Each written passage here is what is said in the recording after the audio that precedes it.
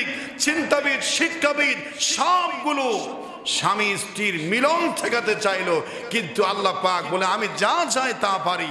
আন্নাল কুওয়াতা লিল্লাহি জামিআ, তোমাদের কোনো ক্ষমতা নাই, সমস্ত ক্ষমতার মালিক কে? আল্লাহ। আবার একটু বলেন সব, আমাদের জাতির পিতা, আমাদের জাতির পিতার নাম কি? একটু সবাই বলেন জাতির পিতার নাম কি? জাতির পিতার নাম ইব্রাহিম। ইব্রাহিম ইসলামের নাম জাতির পিতার এই স্বর্ণাক্ষরে লেখা থেকে কেউ এই নাম চেঞ্জ করার ক্ষমতা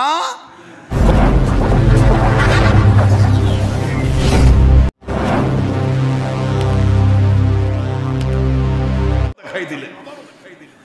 ফাআলুল লিমা ইউরিদ, আল্লাহ যা চান তা হয়। আন্নাল কুওয়াতা লিল্লাহি জামিআ, আল্লাহ যা চান তা পারেন। আবার দেখিয়ে দিলেন, যখন 3 দিন পার হয়ে গেল, জ্যোতিষীরা পাগলা ঘন্টা বাজিয়ে দিল। বাদশা নামদার এত কড়া পাহারার ভিতরেও মহামানব এখন একজন নারীর গর্ভে চলে এসেছে। বলেন সুবহানাল্লাহ। সে খবর চলে আসছে, বাদশা পাগল হয়ে গেছে নমরুদ। এত কড়া পাহারা নিরাপত্তার ভিতরে কোন হতচ্ছাড়া পুরুষ আর নারী মিলন করে ফেললো? মহামানব মায়ের গর্ভে চলে আসলো বোনের, কিভাবে ঠেকানো যায়? যা হওয়ার হয়ে গেছে। কে বেঈমানি করলো আমার সাথে এরকম? যাই হোক, ভবিষ্যৎ পরিকল্পনা বলো, মায়ের পেট থেকে মহামানবকে দুনিয়ায় কিভাবে না ঠেকানো যায়, না আসার ব্যবস্থা করা যায়। বলছে একটাই ব্যবস্থা আছে, আজ থেকে একটা সন্তান পৃথিবীতে আসতে সর্বোচ্চ 10 মাস, 11 মাস, 1 বছর সময় নেবে। আজ থেকে 1 বছর পর্যন্ত এই বাবেল শহরে, মিশরে যত নারী সন্তান জন্ম দিবে, যদি পুরুষ হয় সঙ্গে সঙ্গে তাকে হত্যা করা হবে। বলে নাউজুবিল্লাহ। তাহলে সে মহামানব ঠেকানো যাবে। সব পরিকল্পনা। তাহলে আমাকে রিপোর্ট দাও, কোন কোন নারী গর্ভবতী, প্রেগনেন্ট, সন্তান কার কোন দিন হবে। প্রত্যেকটা গর্ভবতীর সম্ভাবনা, সন্তান সম্ভাবনা সকল নারীর দরজায় 2 জন 5 জন করে আর্মি, বিডিআর, পুলিশ ঠিক করে দেওয়া হলো।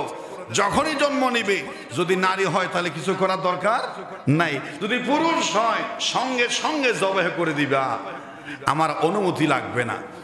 কত শত শত হাজার হাজার সন্তানকে একেবারে কাসসুল আম্বিয়ার মধ্যে এসেছে, 1 বছরে লক্ষের উপরে বিনা দোষে নিষ্পাপ পুত্র সন্তানকে মিশরের বাবেল শহরে নির্মমভাবে মাসুম বাচ্চাকে হত্যা করে ফেলা হলো, শহীদ করে ফেলা হলো। বলেন নাউজুবিল্লাহ। 1 লক্ষ শিশু হত্যা করলো। যে আসবে, যাকে হত্যা করার কথা, তিনি জাতির পিতা ইব্রাহিম, তিনি আসতেছেন, তাকে হত্যা করা সম্ভব হলো না। সমস্ত ঘরে পুলিশ, কিন্তু দেহরক্ষী আজর তো তার বিশ্বস্ত লোক, তার স্ত্রীর ঘরে তো এরকম পাহারা নাই, সে তো আপন লোক। তারপরেও সে গোপন ভাবে তার সন্তানটাকে স্বামীর চোখে আড়াল দিয়ে, আল্লাহ পাক সকল নবীকে, অন্যান্য নবী, অন্যান্য সাধারণ মানুষ থেকে নবী করিম সাল্লাল্লাহু আলাইহি ওয়াসাল্লাম জন্ম নিয়েছেন। মা আমেনা বলেছেন, আমি একদিনও বুঝতে পারি নাই আমার গর্ভে একটি সন্তান আছে, পেটে লাথি দেয় নাই, বদহজম হয় নাই, বমি হয় নাই, আমার কোনো কষ্ট হয় নাই। মহামানব যখন কোনো নারীর পেটে আসে, অন্যান্য সাধারণ মানুষের মতো সেই মায়েদের মানুষের কাছে এরকম প্রকাশ হয় না, কষ্ট হয় না। এটা নবীর মুজিজা। বলেন সুবহানাল্লাহ। গোপনে বড় হতে লাগলো।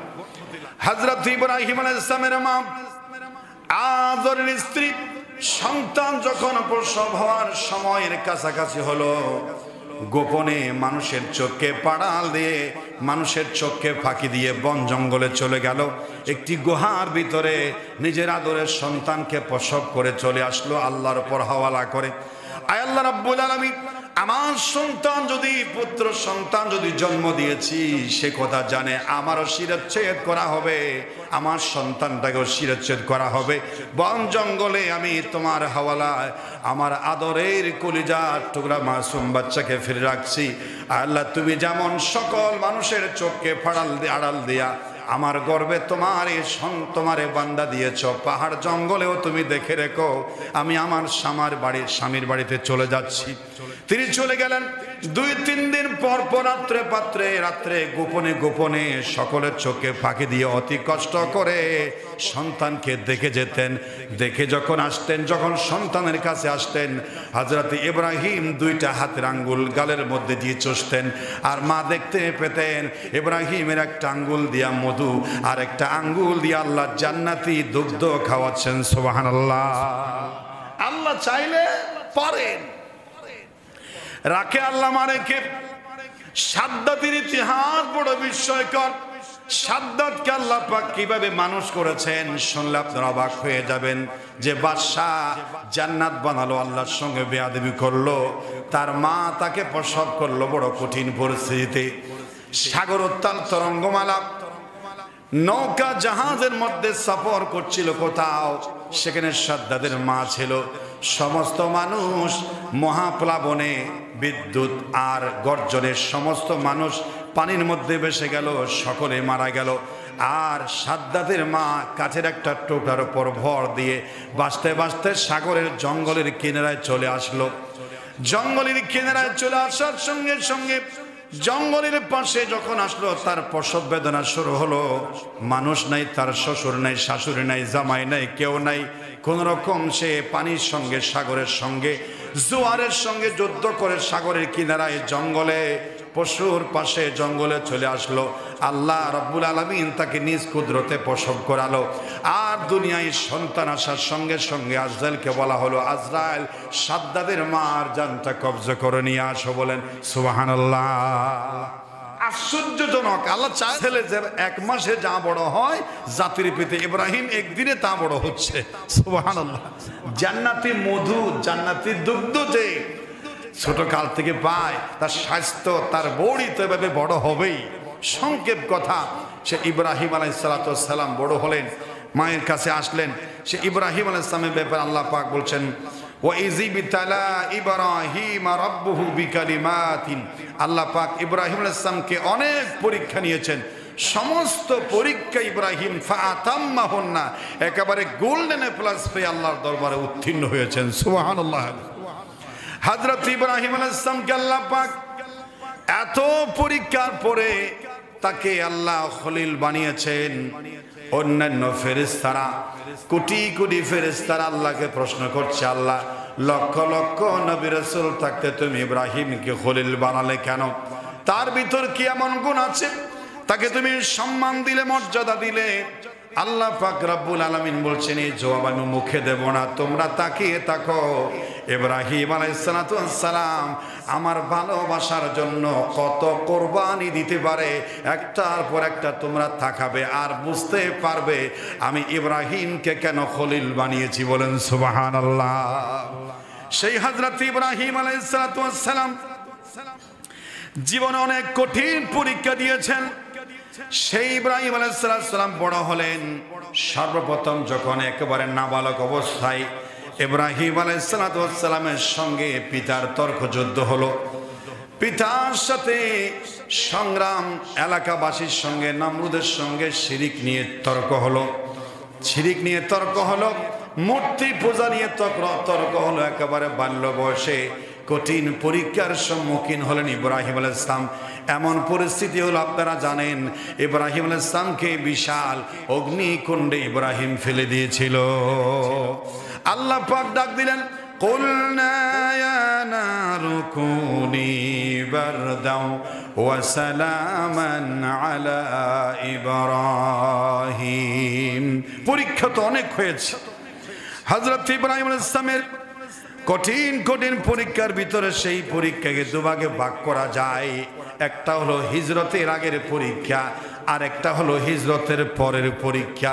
হিজরতের আগে ইব্রাহিম আলাইহিস সালাম কঠিন কঠিন 6টা পরীক্ষা দিয়েছেন। হিজরতের পরেও হযরত ইব্রাহিম কঠিন কঠিন 6টা পরীক্ষা দিয়েছেন।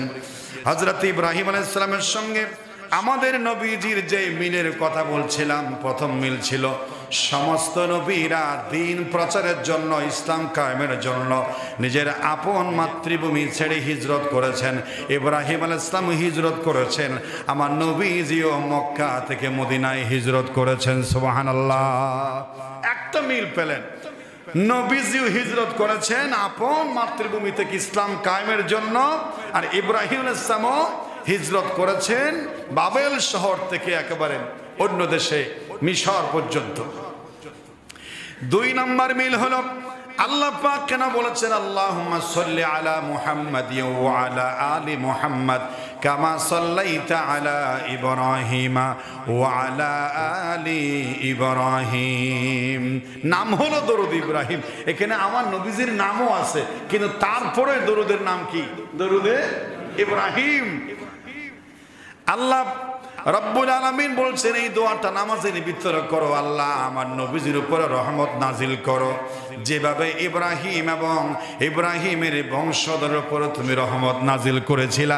নামাজের ভিতরে আমরা দোয়া করি, বলেন সুবহানাল্লাহ। ইব্রাহিম আলাইহিস সালাম বিয়ে করলেন, বিয়ে করার পরে হযরতে সারাকে বিয়ে করলেন। ইতিহাস আছে রাজকুমারী, বিয়েটা বড় আশ্চর্যজনক ঘটনা। ওই রাজকুমারীটা এমন অবস্থা, দিনদার ভালো নারী, সে বলছে আমি কোন রাজপুত্রকে বিয়ে করব না, আমি আমার যাকে পছন্দ হয় তাকে বিয়ে করব। বাবা বিপদে পড়ে গেল, দেশ থেকে বিদেশ থেকে রাজপুত্র ঘোড়ায় সওয়ার হয়ে বিশাল সৈন্য নিয়ে প্রিন্স সুপারস্টার আছে, কিন্তু সারা কোনো মানুষকে পছন্দ করে না। ইব্রাহিম আলাইহিস সালাম যুবক বয়সে সে পথ দিয়ে যাচ্ছিলেন। তোমরা যুবকেরা কোথায় যাও?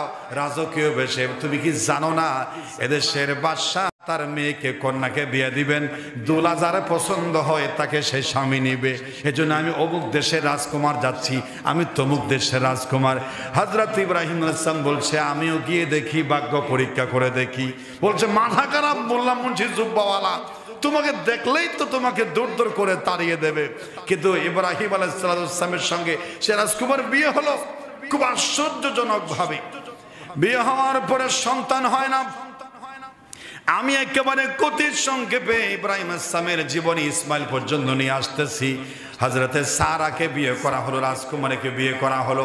স্বপ্নের ভিতরে সেই রাজকুমারীকে আল্লাহ ইব্রাহিম আলাইহিস সালামকে দেখিয়ে দিয়েছেন।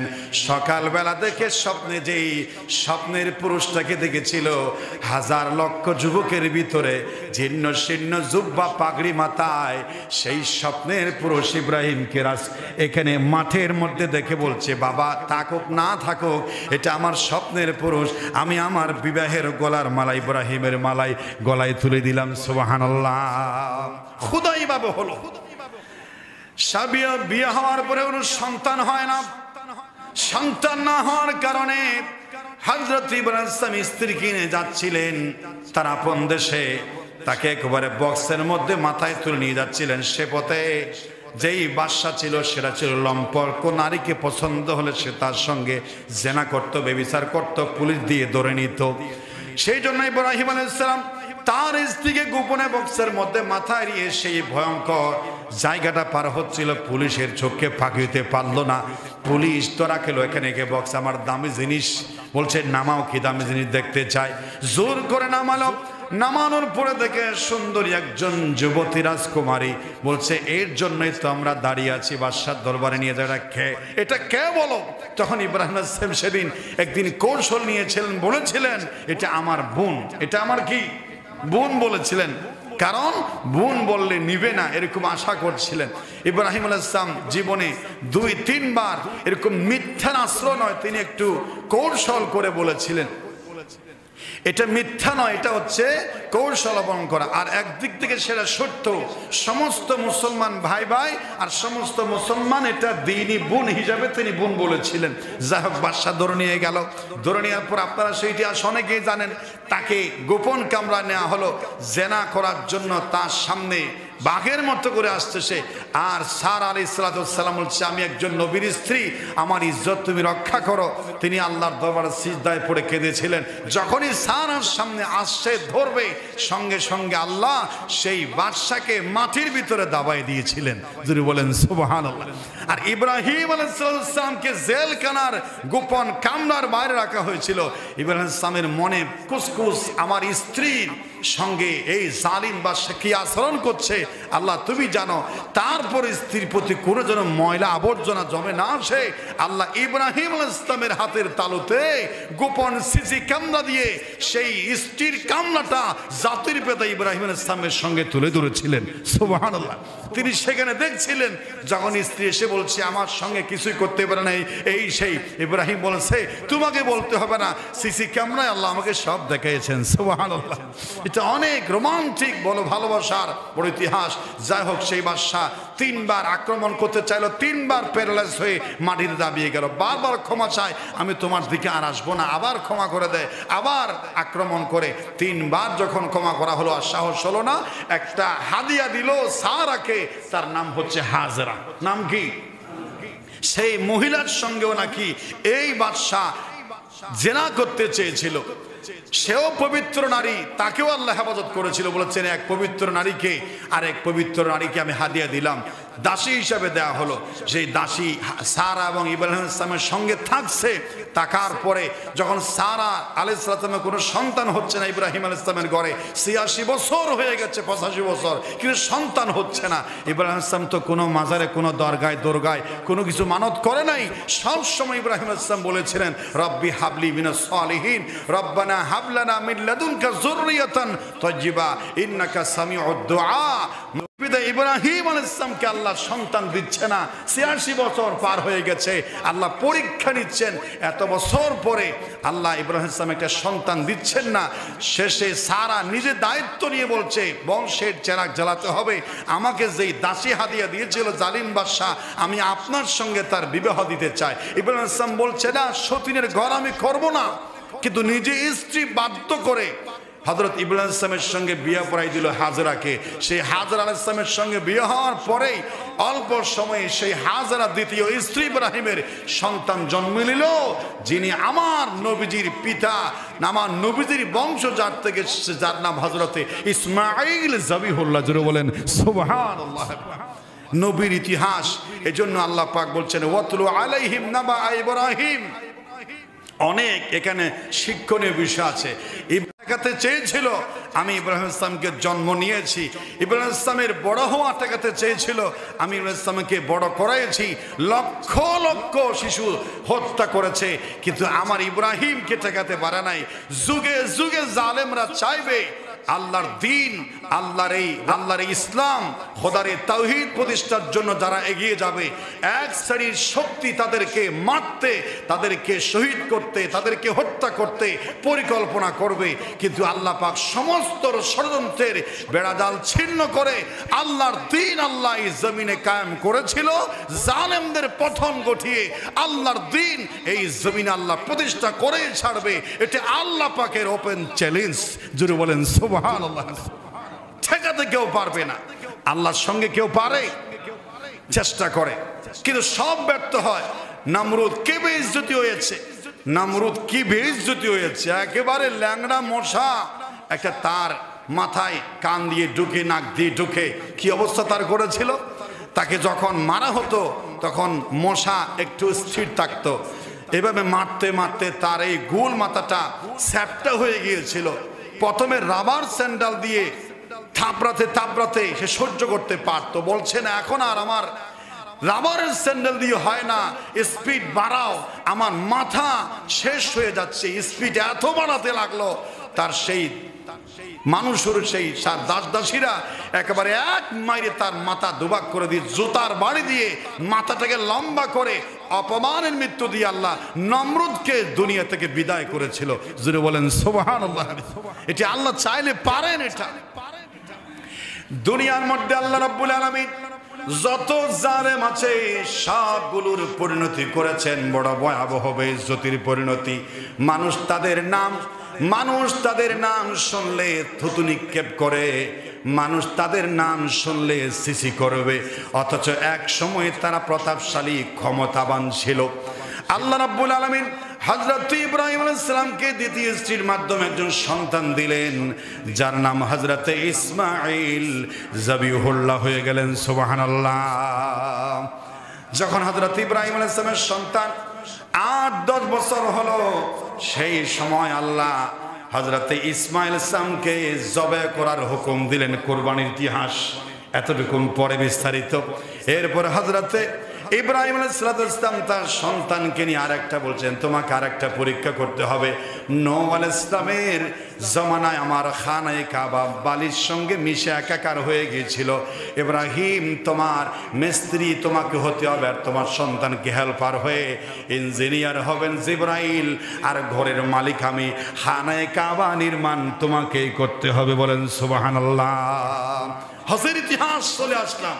আমি তো চাচ্ছিলাম ইব্রাহিম আলাইহিস সালামের এখান থেকে শুরু করে সামনে আসতেছে হজ, খানায়ে কাবার প্রথম ঘর খানায়ে কাবা, এই আল্লাহর ঘর খানায়ে কাবা।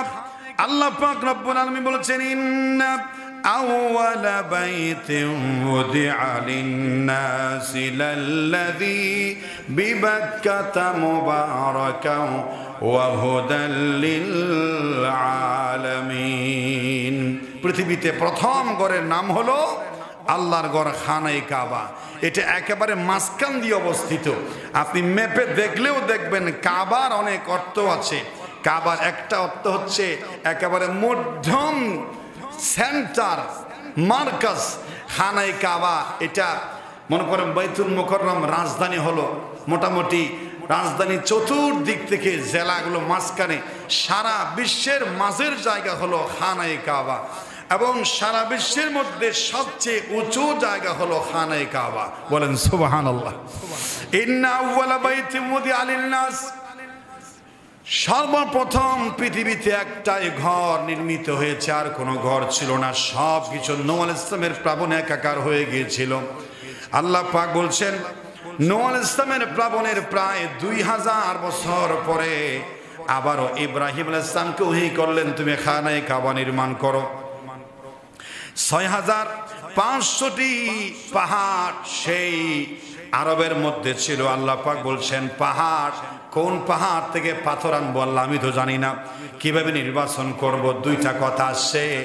একটা হলো হযরতে জিবরাইল আলাইহিস সালাম দেখিয়ে দিলেন কোথায় খানায়ে কাবা হবে, অথবা সাপ একটা ঘুরে ঘুরে দেখিয়ে দিল খানায়ে কাবার নকশা, অথবা হযরতে ইব্রাহিম আলাইহিস সালামকে আল্লাহ পাক ওহী করলেন, জিবরাইলের মাধ্যমে দেখিয়ে দিলেন খানায়ে কাবা। বাতাস আসলো, বাতাসের মাধ্যমে একটু নকশা বেশি উঠলো খানায়ে কাবার, সেখানে নির্মাণ শুরু হলো। হযরত ইব্রাহিম আলাইহিস সালাম, আল্লাহ পাক বলছেন আপনি দাঁড়ান সেই জায়গার মধ্যে, 5টি পাহাড় থেকে খানায়ে কাবার জন্য পাথর কালেকশন করেন। ওই পাহাড় হলো তুর পাহাড়ের পাথর, 2 নম্বর হলো লেবানন পাহাড়ের পাথর, 3 নম্বর হলো তুরস্ক থেকে 800 মাইল দূরে ইরানের পাশে যে একটা জুদি পাহাড় আছে, যেখানে নূহ আলাইহিস সালামের কিস্তি ভিড়েছিল, সেই জুদি পাহাড় থেকে পাথর আনা হলো। 4 নম্বরে সেই পাহাড়া পর্বত, যেটা খানায়ে কাবার 3.5 মাইল দক্ষিণে, যেটা জাবলে নূর হেরা পাহাড়, এই পাহাড় থেকে আল্লাহ পাথর হযরত ইব্রাহিম আলাইহিস সালামকে কালেকশন করে দিয়েছিলেন। সুবহানাল্লাহ। কিভাবে আসলো? হে আল্লাহ তাআলা, আমি এত দূর থেকে পাহাড় কিভাবে আনবো? আল্লাহ পাক বলছেন, তোমার জবানের মধ্যে এমন ক্ষমতা দিলাম, তুমি বলবে যদি পাহাড় থেকে পাথর চলে আসবে। যদি পাহাড় থেকে অতটা পাথর উড়ে আসলো পাথর ইব্রাহিমের আহ্বানে। সুবহানাল্লাহ। তিনি দাঁড়িয়ে হুকুম করলেন, সঙ্গে সঙ্গে পাথর আসলো, খানায়ে কাবার নির্মাণ শুরু হয়ে গেল। দাঁড়িয়ে হুকুম করার সঙ্গে সঙ্গে আপনারা বলতে পারেন পাথর তো জড় পদার্থ, কিভাবে ইব্রাহিম আলাইহিস সালামের ডাক শুনলো? আসলে পাথর মরা নয়, পাথর জিন্দা। হেরা পর্বতের গুহায় সমস্ত গুহা থেকে পাহাড় থেকে পাথর চলে আসলো। আল্লাহ পাক পাহাড় সম্পর্কে বলছেন ওয়া ইন্না মিনহা লামা ইয়াহবিতু মিন খাশিয়াতিল্লাহ। পাহাড় পাথর আল্লাহর ভয়ে কাঁদে এবং পাহাড় যে পাথর থেকে কাঁদে, ওই পাহাড় এই পানিটা কান্নাটা আমাদের কাছে সুস্বাদু পানি হয়ে যায়, জিরির পানি হয়ে যায়, পাথর কচিত পানি হয়ে যায়। পাথরও আল্লাহর ভয়ে কাঁদে। কেন কাঁদে? এই পাহাড় কেন কাঁদে? আল্লাহ পাক হযরত মুহাম্মদ সাল্লাল্লাহু আলাইহি ওয়াসাল্লামকে যে কোরআন দিয়েছেন, সেই কোরআনের একেবারে শুরুতে আল্লাহ পাক বলছেন পাথরের ব্যাপারে কেন কাঁদে। আল্লাহ বলছেন তোমরা জাহান্নামের আগুনকে ভয় করো, যে এই জাহান্নামের ইন্ধন হবে মানুষ এবং পাথর। পাথরকে জিজ্ঞেস করা হলো তুমি এত কাঁদো কেন? বলে আল্লাহর কোরআনে আছে জাহান্নামের ইন্ধন হবে মানুষ এবং পাথর, তো সেজন্য আমিও জাহান্নামের আগুনের ভয়ে কাঁদতে থাকি। বলেন সুবহানাল্লাহ। ফাত্তাকুন নারাল্লাতী ওয়াকুদুহা আন-নাস ওয়াল হিজারা। আল্লাহ বলছেন তোমরা ভয় করো সে আগুনকে, যেই জাহান্নামকে, যেই জাহান্নামের ইন্ধন হবে মানুষ এবং পাথর। পাথর পাহাড় নবীজির সঙ্গে কথা বলেছে। উহুদের পাহাড় যখন নবীজি আহত হলেন, সাহাবায়ে কেরাম রক্তাক্ত আহত দয়াল নবীকে উহুদের পাহাড়ের মধ্যে তুললেন। রাসূল করিম সাল্লাল্লাহু আলাইহি ওয়াসাল্লামের মস্তক মোবারকে আহত, রক্তাক্ত, হেলমেট ভেঙে তীর ঢুকে গিয়েছে, দন্দান মোবারক শহীদ হয়েছে। রাসূলের নূরি রক্ত দেখে উহুদের পাহাড় ভয়ে, কিয়ামত হয়ে যাওয়ার ভয়ে থরথর করে উহুদের পাহাড় কাঁপতেছিল। বলেন সুবহানাল্লাহ। রাসূলের ভালোবাসায় উহুদ পাহাড় কাঁপতেছে, এত বেশি কাঁপতেছে হযরত আবু বকর ওমর ওসমান আলী তিনি দাঁড়াইতেই পারছেন না, স্থির থাকতে পারছেন না।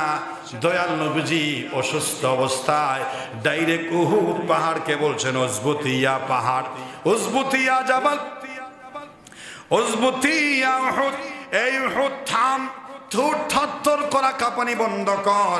ফাইন্না আলাইকা নবিয়ুল্লাহ, এই উহুদ পাহাড় বেয়াদবি করিস না, তুই পাহাড়ের উপরে আল্লাহর শ্রেষ্ঠ পয়গম্বর আরাম করতেছেন। বলেন সুবহানাল্লাহ।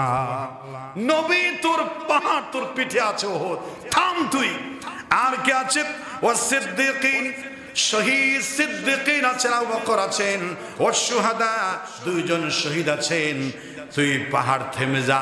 আল্লাহ নবী ভবিষ্যৎ আল্লাহর পক্ষ থেকে জেনে গায়েবের খবর দিলেন। এখনো শহীদ হয় নাই ওমর, ওসমান আলী শহীদ হয় নাই।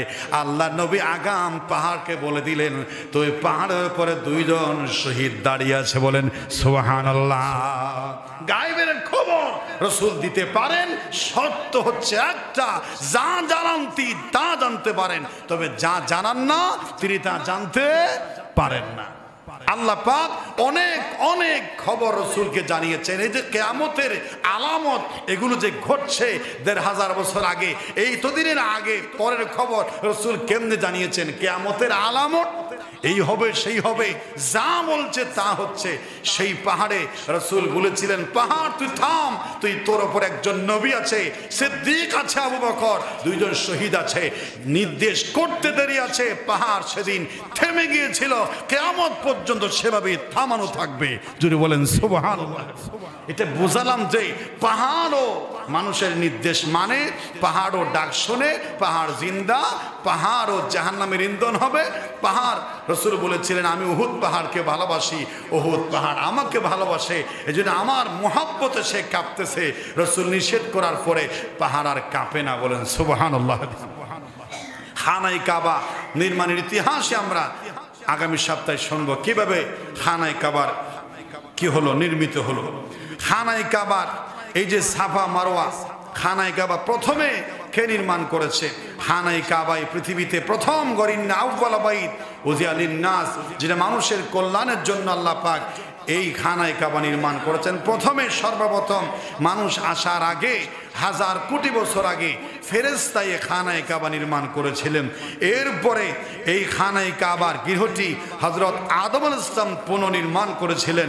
৩ নম্বরে এবার হযরত আদম আলাইহিস সালামের সন্তান শীস আলাইহিস সালাম এই খানায়ে কাবাকে পুনর্নির্মাণ করেছিলেন। ৪ নম্বরে হযরত ইব্রাহিম আলাইহিস সালাম এই খানায়ে কাবাকে পুনর্নির্মাণ করেছেন। বলেন সুবহানাল্লাহ। আমি আপনাদের বলেছিলাম ৭টি বিষয়ে আমাদের রাসূলের সঙ্গে একেবারে ইব্রাহিম আলাইহিস সালামের সঙ্গে হুবহু মিল। এই 7টি বিষয় বলেই আমি আপনাদের থেকে আজকে আলোচনা শেষ করব। প্রথম বলেছিলাম আল্লাহ নবী ইব্রাহিমও হিজরত করেছেন, আমার নবীজিও হিজরত করেছেন। 2 নাম্বার, আল্লাহ পাক লাকাদ কানা লাকুম ফি রাসূলিল্লাহি উসওয়া, ইব্রাহিম আলাইহিস সালামকে বলেছেন শ্রেষ্ঠ আদর্শ, আর রাসূলের বেলায় বলেছেন লাকাদ কানা লাকুম উসওয়াতুন হাসানা ফি ইব্রাহিম, রাসূলকে বলেছেন উসওয়াতুন হাসানা, আর ইব্রাহিম আলাইহিস সালামকে বলেছেন উসওয়াতুন হাসানা।